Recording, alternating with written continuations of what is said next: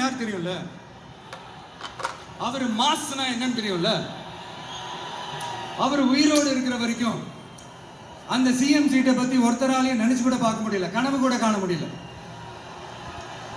எப்படியாவது அந்த சிஎம் சீட்டை என்கிட்ட கொடுத்துருங்க, என் நண்பர் எம்ஜிஆர் திரும்ப வந்ததுக்கு அப்புறம் நான் திருப்பி கொடுத்துட்றேன்னு தன்னோட எதிரியை கூட மக்கள் கிட்ட கெஞ்ச வச்சவர் எம்ஜிஆர். எப்படி கெஞ்ச வச்சு.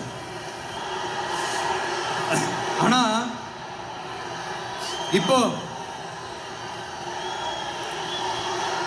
அவர் ஆரம்பிச்ச அந்த கட்சியை, எம்ஜிஆர் அவர்கள் ஆரம்பிச்ச அந்த கட்சியை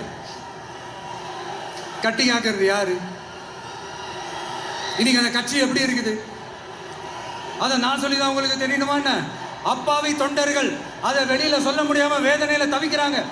2026 சட்டமன்ற தேர்தலில் யாருக்கு ஓட்டு போடணும், எப்படிப்பட்ட ஆட்சி இங்க அமையணும்னு அந்த அப்பழுக்கற்ற அந்த தொண்டர்களுக்கும் ரொம்ப நல்லாவே தெரியும். அதனால என்ன வேஷம் போட்டுக்கிட்டு பாஜக இங்க தமிழ்நாட்டுக்குள்ள வந்தாலும் அவங்க வித்தை எல்லாமே இங்க வேலைக்கே ஆகாது.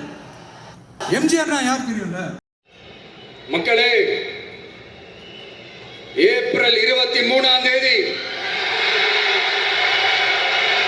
காலையில சும்மா பக்காவா ரெடி ஆயிட்டு வீட்டுல இருக்கிற சாமியெல்லாம் துண்டுட்டு உங்க ஓட்டர் ஐடி கார்டு கையில் எடுத்துக்கிட்டு முதல்ல பூத்துல போய் நின்று அந்த விசில் சின்னத்துக்கு நேரா இருக்கிற அந்த பட்டனை ஒரு அழுத்துங்க.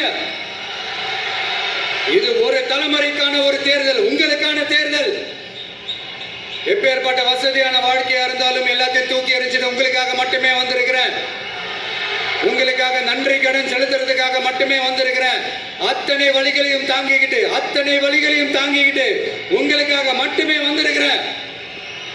ஒரு நாளும் பொய் சொல்லி உங்களை நான் ஏமாத்தவே மாட்டேன்.